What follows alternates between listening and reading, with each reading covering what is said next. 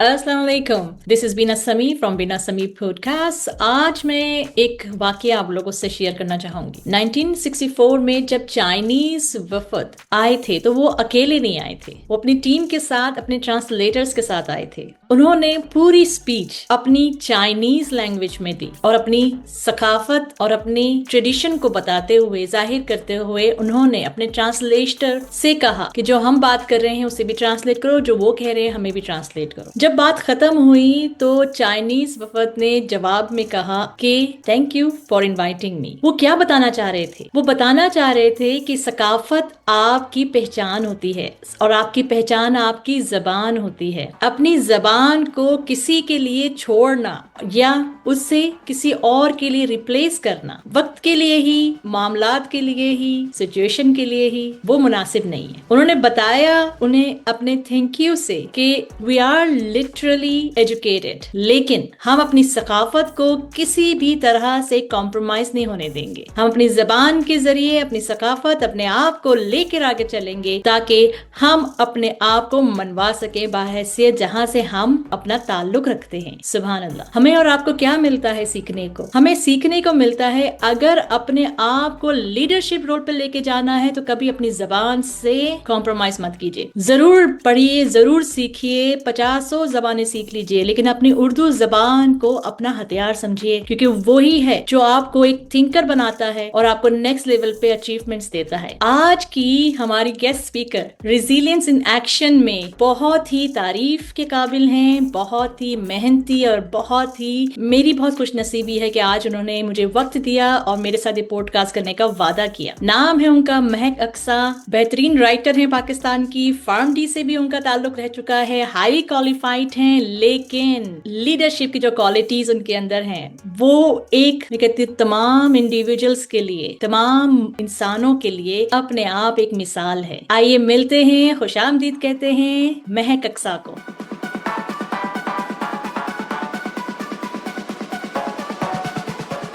अस्सलाम वालेकुम महक, कैसी हैं आप? How are you? I'm good. What about you? अल्हम्दुलिल्लाह, मैं भी ठीक ठाक हूँ। आज हम आपके बारे में जानेंगे कि आप अपनी जिंदगी को एक जुमले में बयान करें तो क्या कहेंगी? एक उभरता हुआ सितारा। आपने किस लम्हे महसूस किया कि आप वाकई एक मजबूत और बाहिम्मत औरत हैं? इसमें मैं जानना चाहूंगी थोड़ी सी आपकी लाइफ स्टोरी भी। मैंने ये चीज बहुत पहले ही महसूस कर ली थी, क्योंकि मैं अपने घर में एक बड़ी बेटी की हैसियत से, आपको पता है हम ट्रेडिशनल फैमिलीज में रहते हैं। अल्हम्दुलिल्लाह आई बिलोंग टू पाकिस्तान। जब हम पाकिस्तान में रहते हैं तो हम एक ट्रेडिशनल फैमिली में रहते हैं जहाँ पे आपको अपने बहन भाइयों का ख्याल रखना, माँ बाप का ख्याल रखना बहुत जरूरी होता है। तो मैंने जिम्मेदारियों का जो ये समझना है, ये शुरू से ही मेरी शख्सियत का पार्ट रहा है। तो मैं जहाँ मुझे सीखने का, पढ़ने का जज्बा था, वहाँ पे फैमिली को सपोर्ट करना, उनके लिए कुछ कर दिखाना एक ख्वाब था और उसके लिए हमेशा जुस्तजू भी रही और कदम ब कदम में आगे बढ़ती भी गई उसके लिए। इसका आगाज यूँ समझ लें कि 2015 में जब मैंने अपने form D, doctor of pharmacy में जब मैंने अपना एडमिशन लिया था, तो उसके वेरी अर्ली स्टेज, यानी कि शायद फर्स्ट सेशन ही मेरा चल रहा था and it was like exams. तो उसमें ही मेरे पेरेंट्स का एक्सीडेंट हो गया था। जब मैंने जिंदगी को असल मायनों में पहचाना, क्योंकि जब माँ बाप सर पे नहीं थे और 3 महीने वो बेड रिडन रहे, तो उनके काम को देखना, पढ़ाई करना। मुझे आज तक याद है कि जब अम्मी आईसीयू में थी, थोड़ा सा बोलने के काबिल जब हुई, तो मैं उनके पास रोते रोते गई और मेरा इरादा था कि मैं एग्जाम ना दूं, बट शी सेड कि मेरी फिक्र मत करो, जाओ अपना एग्जाम दो। I still remember that sentence. और मैं जब भी कभी हार मानने की कोशिश करती हूँ या लगता है कि नहीं बस अब नहीं होगा, मैं उस जुमले को याद रखती हूँ जो अम्मी ने मुझे कहा था कि बिल्कुल फिक्र नहीं करो और जाओ अपना एग्जाम दो। तो जिंदगी का हर लम्हा, हर मोमेंट आपके लिए एक एग्जाम होता है, वो आपका एग्जाम ले रहा होता है। वो मेरा केमिस्ट्री का एग्जाम था। उसके बाद I tried my best, average scores के पास किया, लेकिन शुक्र है कि पास कर लिया। आज माँ बाप साथ हैं, सपोर्ट करने के लिए हैं, लेकिन वो जो वक्त है उसने मुझे बहुत कुछ सिखा दिया। फिर जो राइटिंग की जर्नी है, अगर आप मुझे एज अ राइटर पूछें कि भाई मैं राइटर कब बन गई, मैं तो एक फार्मासिस्ट थी, एमबीए कर लिया था, फिर उसके बाद मैनेजरियल एक्टिविटीज करने का बहुत शौक था, तो फिर ये राइटिंग कहाँ से बीच में आ गई? तो राइटिंग का जो शौक था वो तो लिखना पढ़ना लिखाना तो बचपन से ही साथ था मेरे, मतलब मेरी फैमिली में राइटिंग को सपोर्ट किया जाता था। My mother used to write, लेकिन हमने कभी इसको सीरियसली नहीं लिया, किसी प्लेटफॉर्म पे इस तरह से लिख के पब्लिश करने का मौका नहीं मिला।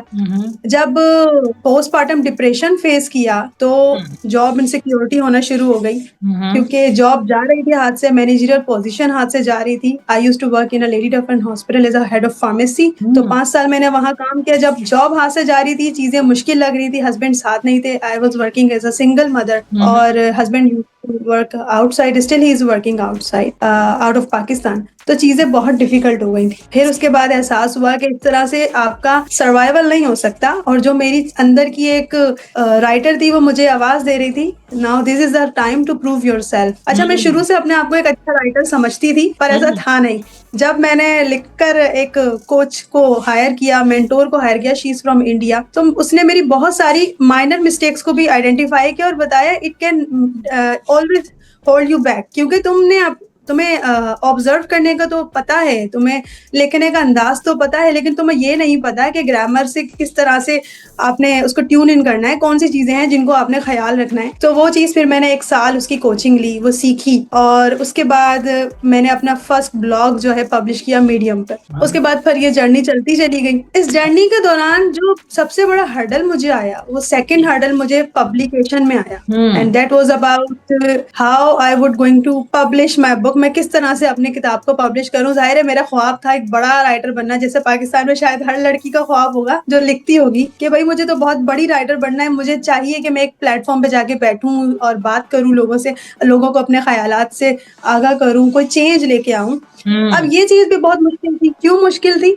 उसका रीजन ये था कि आपने मैन्यूस्क्रिप्ट तो रेडी कर लिया। मैं यहाँ पे एक मार्केट होती है पाकिस्तान में, उर्दू बाजार जिसे कहते हैं, शायद कनाडा में भी इसका कोई एक सेटअप हो या इस तरह का कॉन्सेप्ट हो, या book stores, but there are lot of book stores एक ही जगह पर होते हैं। वो तो हम जाके वहां से लोकल बुक्स परचेज करते हैं। तो आई वेंट देयर, मैंने जो है वहां जाके अपने मैन्यूस्क्रिप्ट प्रिंट करवाया, और मैंने सोचा कि अब मैं धूम मचा दूंगी मार्केट में, लोग मेरी किताबें खरीदने के लिए खड़े होंगे और मैन्यूस्क्रिप्ट रेडी है, रिव्यूज आना शुरू हो जाएंगे। It was not that easy, it was not that easy. मैंने अपने मैन्यूस्क्रिप्ट फ्री ऑफ कॉस्ट भी लोगों को दिए जी, कंपटीशन भी नेवर गॉट रिव्यू। एग्जैक्टली, नहीं, कंपटीशन से पहले तो लोगों की जजमेंट फेस की। लोगों ने मुझे पुश किया कि क्या तुम ये राइटिंग के चक्कर में पड़ गई हो, कंटेंट क्रिएशन का जमाना है, क्या ये अब कोई किताबें नहीं पढ़ता, अब लोगों को वीडियोस पसंद है, बहुत सारा कुछ वीडियोस में ही लोगों को सीखने को मिल जाता है, तुम ये किन कामों में पड़ गई हो, तुम हेल्थ केयर मैनेजमेंट से रिलेटेड रहो, इसमें ना आ जाओ। तो मुझे बहुत सारे लोगों ने रोका, मगर जो मेरे करीबी दोस्त या जिनके सर्कल से मुझे बहुत ज्यादा मोटिवेशन मिलती है, जब मैंने उनसे डिस्कस किया तो उन्होंने सही रास्ता बताया। लेकिन अभी तक वो एग्जैक्टली रास्ता पता नहीं चल रहा था कि कहाँ से बुक पब्लिश होगी। वो तो सिर्फ एक मैन्यूस्क्रिप्ट था, कोई ISBN उस पे नहीं आ। आई स्टिल रिमेम्बर के 10,000 रुपए मेरे उस पर लगे थे, और वो वैसे का वैसा बंडल आज तक मेरे टेबल पे पड़ा हुआ है। वो हमेशा मुझे मेरे स्ट्रगल की याद दिलाता है, जो हर औरत या हर यंग एस्पायरिंग राइटर जब लिखेगा तो शायद उसके लिए ये भी एक लेसन हो, जो मैं आज अपने पॉडकास्ट से देना चाहती हूँ, कि it's not just about manuscript. आपको एक क्रेडिबल पब्लिकेशन हाउस से पब्लिश करवाना होता है। It actually require a lot of cost in Pakistan. Self publishing आपके लिए इतना आसान नहीं है पाकिस्तान में, और जब आप एक अनएम्प्लॉयड बंदे हैं तो आपका ही कंटेंट है, आप ही की मेहनत है, और उसके बाद आपने ही प्रिंट करवाना है, आपने ही पैसे देने हैं, आपने ही बुक लॉन्च करवाना है, आपने ही प्रमोशन करनी है। So this is very I can से difficult, and you would pursue it with a good heart, but you will achieve something. सही, वो ताकत होनी चाहिए, अंदरूनी ताकत होनी चाहिए, कर दिखाना है। एग्जैक्टली, कर दिखाना है। अब ये जो कर दिखाने वाला फैक्टर था ना,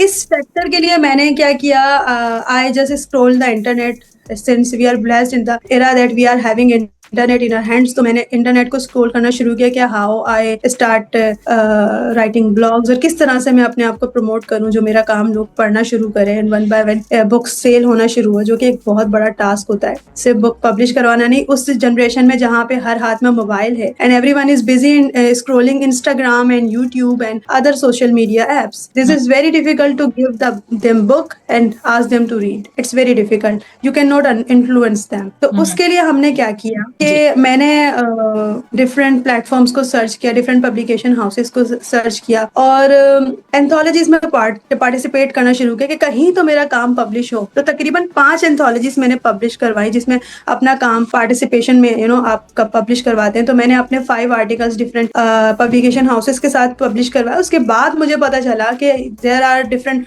publication houses who are still giving you this opportunity कि आप अपनी सिंगल बुक यानी कि सेल्फ बुक जो आपकी as a single author publish कर सकते हैं, को ऑथरशिप में नहीं।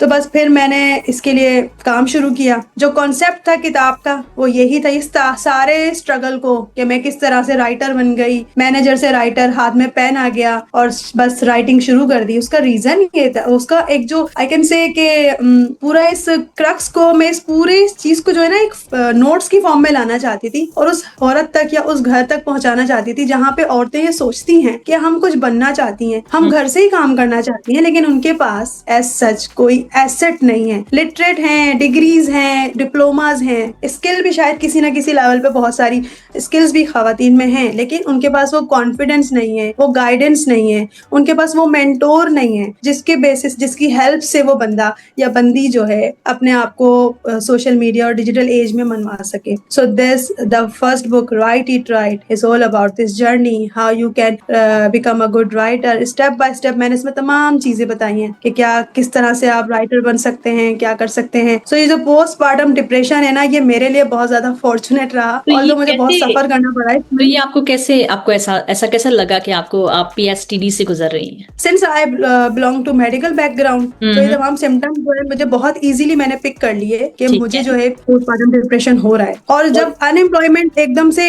मतलब मैं एक दिन भी अनएम्प्लॉयड नहीं रह सकती। आप कोविड की टाइम की बात कर रही हैं जब कोविड, अच्छा मेरी शादी यानी कि मेरे जो फर्स्ट डिलीवरी थी उसके उस एरा में कोविड-19 था। तो उसके बाद वैसे ही वर्क फ्रॉम होम जो है ना बहुत ज्यादा यू कैन से बहुत उस वक्त इन था। ये वर्क फ्रॉम होम का कॉन्सेप्ट उसी वक्त मेरे ख्याल से डिजिटल एज का कॉन्सेप्ट उस वक्त आया दुनिया में, बहुत अच्छे तरीके से इसको लोगों ने इस्तेमाल किया, यूज किया और इस प्लेटफॉर्म से अब तक लोग बहुत ज्यादा पैसे कमा रहे हैं। जो कॉर्पोरेट से उन्हें वर्क फ्रॉम होम का फिनोमिना समझ में आने लग गया।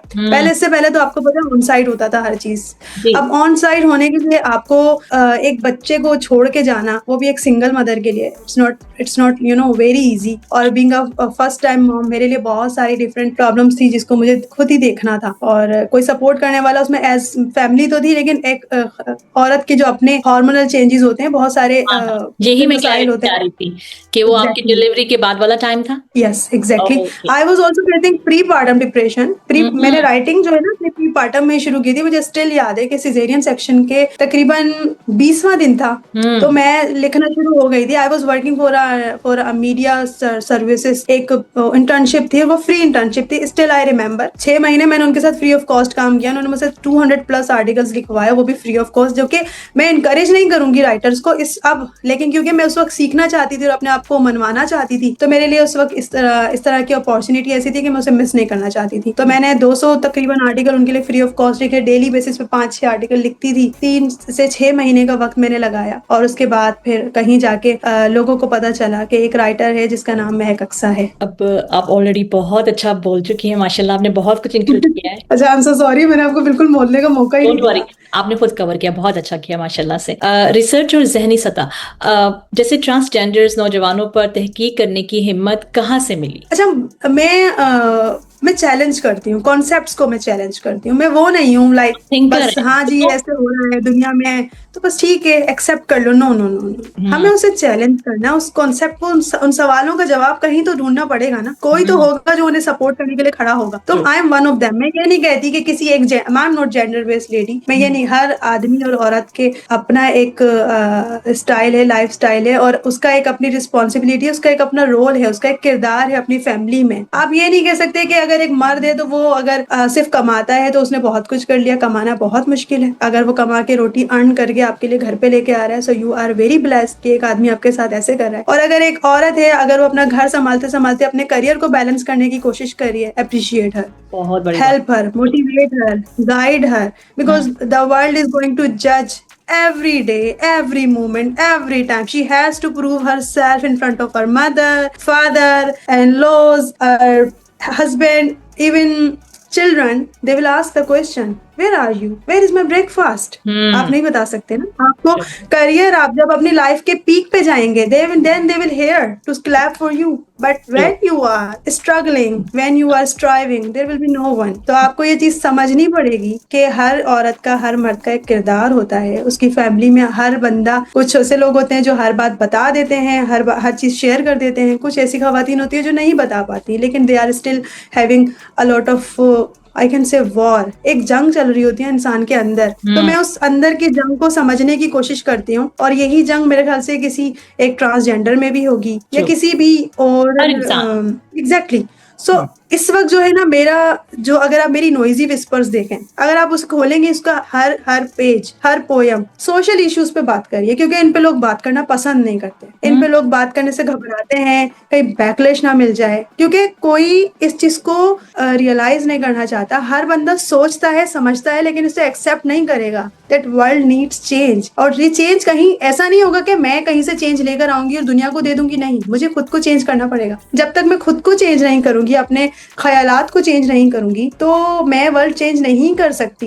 True. आपको पता है, एक खातून है, अगर एक पाकिस्तानी औरत का हम लें या किसी भी औरत का हम लें, तो वो सिर्फ खुद एक एंटाइटी नहीं होती, वो एक जनरेशन को क्या करती है, वो एक पूरी जनरेशन को उसकी रिफ्लेक्शन देती है। There is a lesson. अगर मैं सपोर्ट करूंगी किसी ऐसे स्टिग्मेटाइज इशू को, तो मेरी फैमिली में मेरे बच्चे, मेरे हस्बैंड, वो भी सपोर्ट करेंगे। कहीं ना कहीं उन्हें इस चीज का एसेंस एटलीस्ट पता होगा। तो मेरे ख्याल से उन टॉपिक पे बात करनी चाहिए जिन पे लोग बात करने से कतराते हैं। और क्योंकि मैं एक राइटर हूँ, तो मुझे एक रिस्पॉन्सिबिलिटी मिली है ना, अब मेरी जिम्मेदारी है कि मैं सच सच लिखूं। अब जब सच सच लिखने की बात आई है, तो इन सोशल इश्यूज पे मैं क्यों बात ना करूं? इन पे अगर मैं बात नहीं करूंगी तो कौन बात करेगा? अगर एक राइटर बात नहीं करेगा, एक स्पीकर बात नहीं करेगा, तो कौन बात करेगा? तो बस यही सारी चीज होती है जो मुझे मोटिवेट करती हैं। Very good, I really like your, ये आपकी पता है, ये आपकी जो खूबसूरत सी हॉबी है ना, एक रिसर्चर की तरह, और फिर लिखना, ये बहुत खूबसूरत है अपने तौर पर, और आपकी पर्सनालिटी को इतना निखार रही है माशाल्लाह से। आपने कहा कि आपने पोएम लिखी है, पोएम्स के जरिए आपने बताया इस सारे सोशल इश्यूज के ऊपर। एग्जैक्टली। मुझे फिर वो पोएम आप, I want to know about that poem more. ठीक है, आप मुझे या तो उसकी वीडियो बनाइए, we will definitely share in our channel. ठीक है, कोई ऐसा कुछ नहीं होगा, कोई सोशल इशू नहीं होगा, probably it's information from your and, and will go with very very nicely and respectfully. ठीक है, श्योर श्योर। तो मतलब आप चाह रही है कि मैं पोएम पढ़ के बता दूं कोई? आप अगर आप हमें एक recording, we will talk about this. ठीक है, अगर अभी है तो बिल्कुल बताइए please. I'm having this in my hands. First of all, you can see the cover of this book. Yes. Noisy Whispers का नाम है। Noisy Whispers is already is a question. किसी भी बंदे को अगर वो किताब उठाएगा, तो सबसे पहले तो उस चीज पे ही उसको एक इग्निशन होगा कि नॉइज भी है और फिर विस्पर्स भी है। बिकॉज विस्पर्स यही है ना कि हम हुश हुश जो टॉपिक्स हैं उन पे बात नहीं करना चाहते। So I am quite bold to speak on topics. Really like the title of the book. जी, बहुत ही मुतासिर किया मुझे बुक के टाइटल ने। जी, तो can I read a poem for you? Go ahead please. Thank you so much. Alas, another heart shatters in a silent agony, unheard and unseen. Alas, another trust is betrayed, leaving wounds that never heal. Alas, another dream is stolen from the eyes that dare to hope. Alas, another whispers fades, swallowed by the weight of silence. Alas, another soul is struck, bruised by unseen hands. Alas, another breath is drawn, yet the spirit lingers lifeless. Alas, another vision is lost, swallowed by the blindness of the world. Alas, another voice is silenced, its echoes drowned in oppression. Alas, love turns into longing and longing into despair. Alas, promises crumble like dust, swept away by the winds of time. Alas, the world in its ruthless chase for perfection forgets the beauty of imperfection. Very good. So this was about alas, and allows all those topics which I feel that I should speak on. There are a number of poems in this. I have talked about like Be a Man, What is Love, In My Eyes, What is Love, and Wanted Parents on parenting issues. His 1,000 rupees salary, you can see the page and it says everything, that it's all about child labor, her choice, a narcissist, and there are lots of poems saying the truth and those issues which people don't like to speak on. True. बहुत खुशी हुई ये जानकर के कोई है जिससे इस बात की फिक्र है कि सोशलाइज जो हमारे आसपास इश्यूज हैं उन्हें भी हाईलाइट किया जाए, उन पे भी नजरसानी Thank you की so जाए। much. मैं बहुत Thank you बहुत so much. मुतासर हुई आपके काम से। एक एकेडमी 17 साल तक चलाने का सबसे बड़ा राज क्या है? जज्बा कुछ करने का, लोगों से डिफरेंट करने का, बस यही एक राज है। मैं राइटर हूँ, मैं बेटी हूँ किसी, मैं एक बीवी हूँ, लेकिन मैं एक किरदार हूँ ना, मैं एक सोशल पर्सन हूँ। मैं कुछ नया करना चाहती हूँ, कुछ नया उस सेंस में जो दुनिया नहीं करती। आप जैसे लोगों को, आपने अभी इस किताब से ही देखा कि मैंने सोशल इश्यूज पे बात की है। शायद मंटू की तरह मैं भी कहीं ना कहीं, अल्लाह ना करे, बैकलैश मुझे भी मिले, लेकिन इस पे बात करना, फिर अगर मैं उस चीज को सपोर्ट करूँ, उस चीज को वॉलंटियर करूँ, तो ये प्रैक्टिकली मैं अपने अल्फाजों के साथ उनका हक अदा कर रही हूँ। ठीक है। अब 17 सालों से इस एकेडमी को चलाने का मकसद ये था कि मैं हर उस लड़की को एम्पावर करना चाहती थी कहीं ना कहीं, कि जिसकी सांस ना घर में घुट रही है, जो रातों को ख्वाब तो देखती है मगर सुबह उठने के बाद वो आंखों से ख्वाब और आंसू दोनों पहुंच के उठ जाती है और फिर घर में पोछा लगाती है। तो मैं उन लड़कियों के लिए एक इंस्पिरेशन बनना चाहती हूँ। तो मैं डेली बेसिस पे उन लड़कियों को प्रोवोक करती हूँ। कहीं ना कहीं उनकी शख्सियत जो घर के कामों में या फिर दुनिया के जजमेंट्स में या फिर कोई क्या कहेगा इसमें छुप गई है, दब गई है, दम घोट दी गई है, मैं उस आवाज को निकालने की कोशिश करती हूँ। और ये आवाज कैसे निकलेगी? जब हम कॉन्फिडेंस उनके अंदर लेकर आएंगे, उनको उनका होने का मकसद बताएंगे, उनकी एंटाइटी के लिए सपोर्ट करेंगे। तो उसके लिए फिर मैंने टाइम मैनेजमेंट भी मैं समझती हूँ इसमें बहुत इंपॉर्टेंट किरदार रखता है, क्योंकि घर के काम में बुरी बात नहीं है, मैनेज करना अपनी स्किल्स के साथ। मैं एक माँ हूँ, मुझे अंदाजा है। देखें, वही बात मैंने अभी जैसे आपसे कही थी कि औरत जो है अगर एक घर संभाल रही है, तो मेरे ख्याल से दुनिया की सबसे अजीम औरतों में से वो औरतें हैं जो सिर्फ अपना घर संभालती हैं, क्योंकि उनके होने से उनके घर चलते हैं। उनके शौहर जो पैसा लेकर आते हैं वो उसको यूटिलाइज करके उसको, उस मकान को घर बनाने में बहुत बड़ा किरदार अदा करती हैं। So I applause for all the household ladies जो घर को घर बनाती हैं। ठीक है। तो इसमें ये जो घर के काम काज है, मैं इसको कभी भी अंडर एस्टिमेट नहीं करती, लेकिन इसकी टाइम मैनेजमेंट जैसे आपने बताया, दिस इज वेरी क्रूशियल। अब ये चीज सिखानी होती है उनको डिफरेंट चैलेंजेस देने होते हैं। आपको पता है साइंटिफिकली ये प्रूवन है कि हर इंडिविजुअल के अंदर 800 स्किल्स मौजूद होती हैं। एग्जैक्टली। वो लिखना शुरू करें कि कौन सी स्किल्स हैं और किसे मजीद पॉलिश कर सकते हैं। आई विश लोग करें और ज्यादा इंटरनेट स्क्रोलिंग से ज्यादा इन चीजों को फोकस करें। विद्या एक तरह से, मतलब डिजिटल एज में इसकी बहुत ज्यादा नीड है कि बस सिर्फ आप स्क्रॉल ना करें, चीजों को लर्न करें, ऑब्जर्व करें। इसीलिए लिखना भी मैंने शुरू किया है कि एटलीस्ट वो चीज सेव हो जाती है, सिक्योर हो जाती है, कहीं ना कहीं कभी ना कभी पढ़ी तो जाएगी। तो इस वजह से अच्छा, जो 17 ईयर्स में अपनी एकेडमी चला रही हूँ, इसमें फ्री ऑफ कॉस्ट मैं बच्चों को तालीम देती हूँ और अल्हम्दुलिल्लाह अब तक मैं 500 से ज्यादा लड़कियों को, सिर्फ मैं अपनी बात करूँ अपने इदारे की नहीं, उसमें तो अब तक स्टिल बहुत सारे 2000 से ज्यादा बच्चे तालीम हासिल कर चुके हैं और किसी न किसी ओहदे पर फाइज हैं। अगर वो नहीं है तो कम से कम अपनी रोटी, घर के लिए रोटी तो कमा के ले ही आते होंगे। लेकिन उनकी शख्सियत को निखारना, उनके किरदार साजी करना मेरा मेन मोटिव है।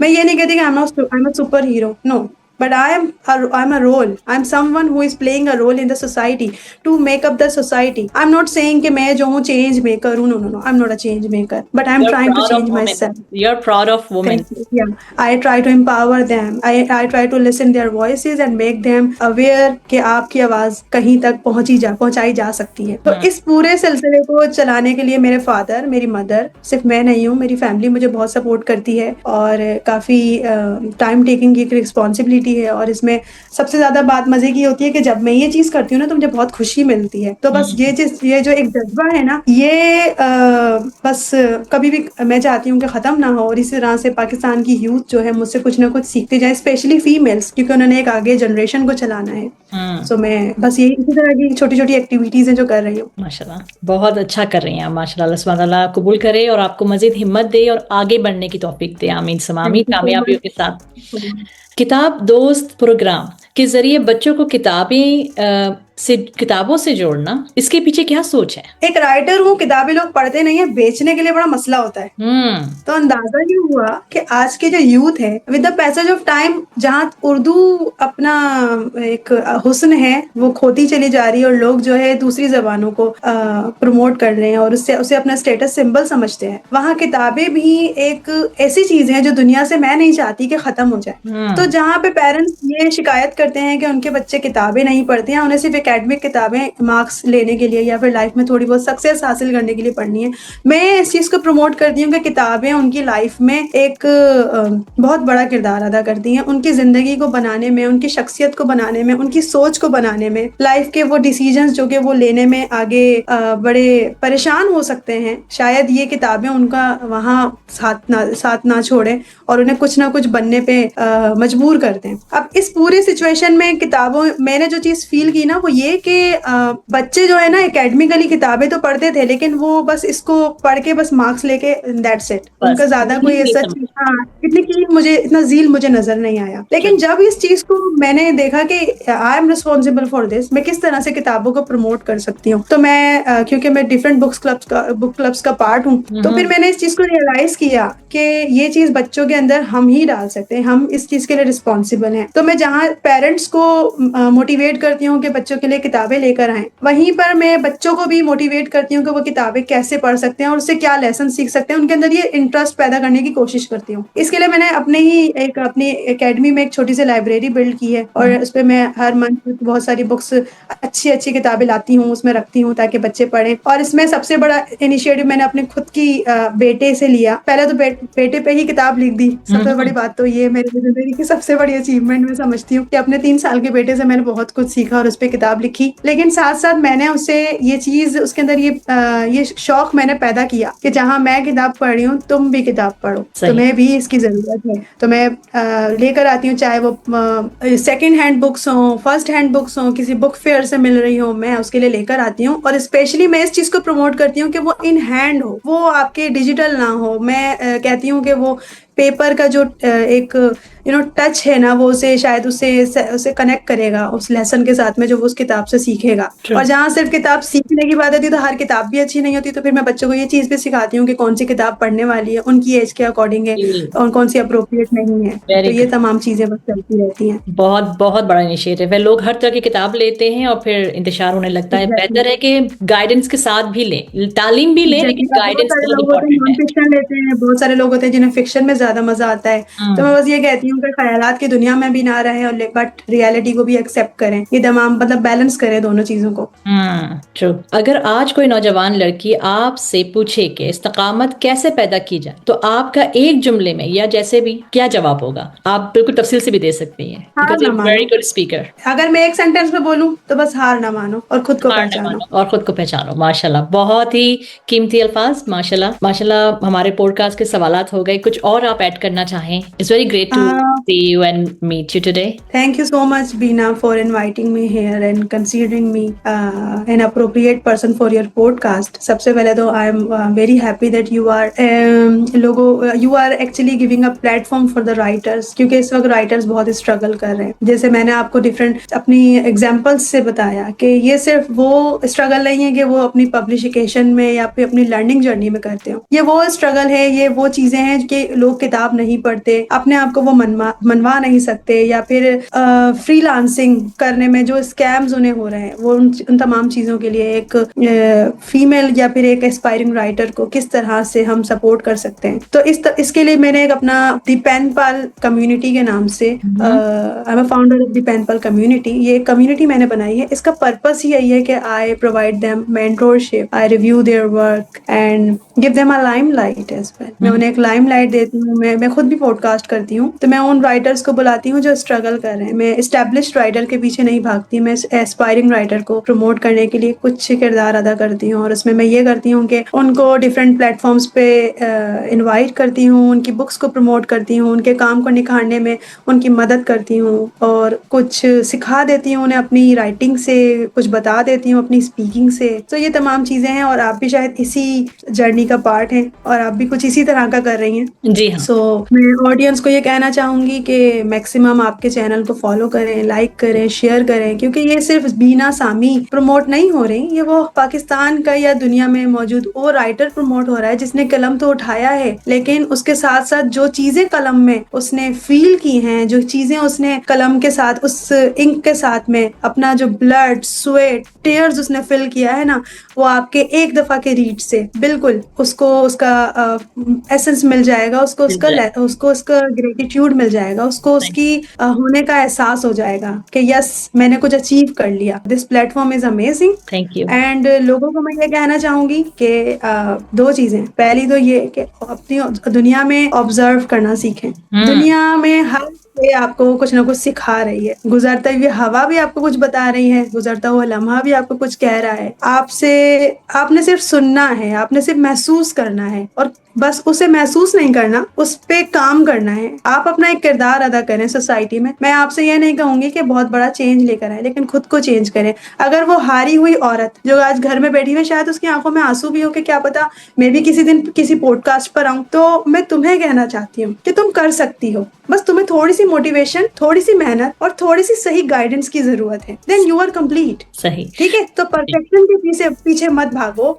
Find the way, right way. बस स्ट्रगल करते रहो, लेकिन स्मार्ट स्ट्रगल करो। ये भी ना हो कि वक्त जाया हो रहा हो। बैलेंस करो लाइफ को। तुम्हारे बच्चे, तुम्हारी फैमिली सबसे इंपॉर्टेंट है। I understand and I appreciate it, मगर फिर भी तुम सबसे ज्यादा इंपॉर्टेंट हो। The world begin with you. तो तुम इस चीज को इंपॉर्टेंस दो और कोशिश करती रहो। और दूसरा लेसन मैं आपको बता चुकी हूँ कि वो तमाम खवातीन को, तमाम लोग, उन एस्पायरिंग राइटर्स को प्लीज मोटिवेट करें, उन्हें अप्रिशिएट करें। किताबों को दुनिया से ना जाने दें, सब कुछ मिल जाएगा, लेकिन ये जो लिखा हुआ है ना, ये आपके लिए एक बहुत बड़ी कामयाबी है। हाँ, ये तजुर्बा है जो कोई अपना इंसान अपने बारे में लिख रहा है। उसने कुछ देखा, कुछ रिफ्लेक्ट किया और फिर रिफ्लेक्शन आपके सामने ला रहा है। वो जो जिंदगी आप गुजार रहे हैं, मिलेगी ना आपको इम्प्रूव करने में कहीं ना कहीं हेल्प करे। एग्जैक्टली। तो ये चीजें हैं जो मैं समझती हूँ कि प्रमोट होनी चाहिए मैक्सिमम लेवल पे, ग्लोबल लेवल पे आप कर रही हैं। Again I am really thankful for that, और I am very much happy to see you and sitting here,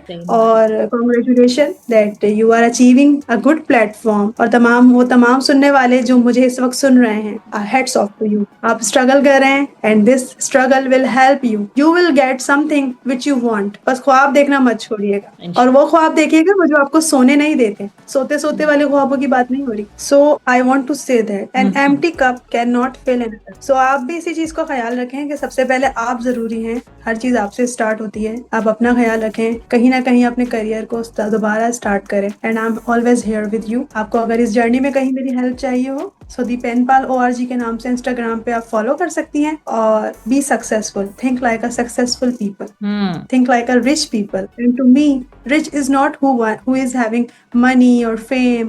Rich is the one who is having the will to do something, who is having the power to gratitude something, who is having the skill to understand that there is some possibilities in every impossible. So वो जो लड़कियां हैं जिन्हें time management में, house hold के साथ, specially married women जिनके बच्चे हैं, उन्हें मसला होता है, उन्हें चाहिए कि वो टाइम इस तरह से मैनेज करें कि पहले तो शिकायतें ना करें और रोए मत, इससे कुछ नहीं मिलेगा जी। एग्जैक्टली।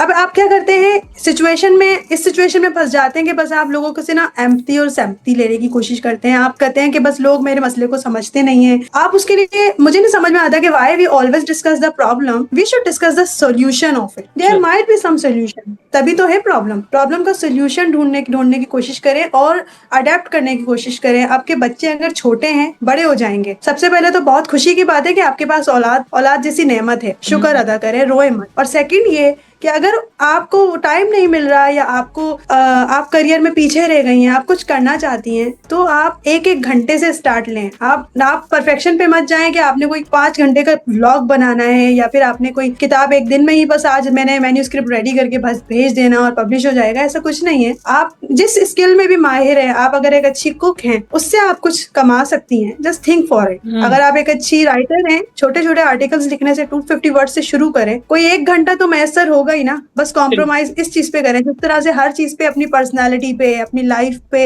अपनी तमाम ख्वाबों पे कॉम्प्रोमाइज करके बैठी हुई है ना, बिल्कुल उसी तरीके से इस 1 घंटे पे कॉम्प्रोमाइज करें। You will achieve something. लोगों से लड़ना, रोना और मतलब शिकायत करना छोड़ दें, सोल्यूशन ढूंढें, और ये सोचें कि आपके लिए कोई नहीं कमाएगा, आपने खुद कमाना है। और वो चीजें, हो सकता है कि maybe you are living a lavish life. हो सकता है कि आपकी जिंदगी में कोई परेशानी ही ना हो, दुख ना हो, लेकिन मैं ये स्टिल आई बिलीव दैट कि हर बंदा ये तो है ना कि उसको एक लेवल पे जाना होता है, वो एक रिकॉग्निशन मांगता है, वो अपने स्किल से आप मनवाएं ताकि लोग ये बोलें कि ये हमारी माँ है या फिर ये हमारी बहन है, लोग आपको इंट्रोड्यूस कराएं, वो आप उनकी इंट्रोडक्शन का आप सबसे पहले मैं से इंट्रोड्यूस कराएं अपने आप को कि मैं कुछ हूँ। अभी तो आप अपनी फैमिली को सबसे पहले इंट्रोड्यूस करवाती हैं। I appreciate it.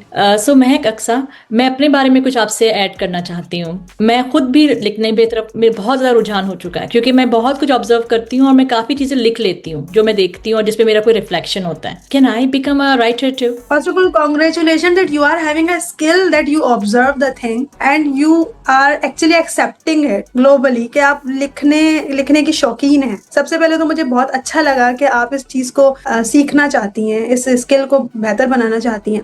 आप इसके लिए ये है कि बिल्कुल आप सीख सकती हैं। देखिए, जो हम बोल रहे होते हैं ना, बस उसको ही एक रॉ फॉर्म को हमें थोड़ा सा फिनिश फॉर्म में लेकर आना होता है और हम लिख सकते हैं। और ऐसा भी नहीं है कि आपने हर वक्त ग्रामेटिकली ही परफेक्ट होना है और आपने तो रदीफ और काफिया मिला के ही बात करनी है। There are different source of writing. बस आपको अपने ख्यालात को एक फॉर्म में लेकर आना होता है, वो मेरे ख्याल से आप लेकर आ रही हैं। तो आप बेशक उसके लिए मेंटोरशिप मुझसे भी ले सकती हैं, किसी भी ऐसी I am looking forward to connect with you, inshallah, as soon as possible, because this is what my hobby too. कि मैं लिखती हूँ और लिखने के बाद मैं सोचती हूँ कि मैं चाहती हूँ कि लोगों को इस बारे में पता चले। मुझे किसी ने, अल्हम्दुलिल्लाह, ऐसे ही हुआ 2021 की बात है, when I joined PTCC, वहां पे मेरी मेंटोर ने कहा, जब आप बात करती हैं तो यू आर डिफरेंट पर्सन, तो दैट मेक मी कि why not I start to speak what I am observing, right? जो भी मेरे अंदर आ रहा है मैं क्यों नहीं उसे, लेकिन मेरी लिखने की जो ख्वाहिश है वो अभी तक खत्म नहीं हुई है। इसने मेरी स्पीकिंग ने रिप्लेस नहीं किया आपको, मेरी राइटिंग को। अब मैं अभी भी लिखती हूँ। आई विश आप लिखे। अच्छा, मैं इस पॉडकास्ट से मैं सिर्फ राइटिंग को इसलिए प्रमोट नहीं करी कि आप इसे कमाने का जरिया बना सकते हैं, मैं इसलिए प्रमोट कर रही हूँ कि लिखने लिखाने का सिलसिला चलता रहे। अवेयरनेस इस सेंस में भी लें आप लोग कि सिर्फ आपने लिखना है तो सिर्फ इसलिए नहीं लिखना है कि आपकी किताब कोई पढ़ रहा है, आपका आर्टिकल, आप खुद के सेल्फ हीलिंग के लिए भी लिख सकते हैं। मेरी पोस्टमार्टम जर्नी थी, तो मैंने तो लिखने से ही अपने आप को हील किया था सबसे पहले। मैं साइकोलॉजिस्ट की नीड तो नहीं वो कर सकी, लेकिन लिखने से मुझे काफी चीजें मेरी ऑर्गेनाइज हो गई, जर्नलिंग करने से, लिखने से। इवन टू डू लिस्ट भी बना रहे हैं तो वो लिख के ही बनाएंगे आप, उसे भी आपने कहीं ना कहीं लिखना है। तो ये चीज याद रखिए, आपका नसीब भी कहीं ना कहीं लिखा गया है।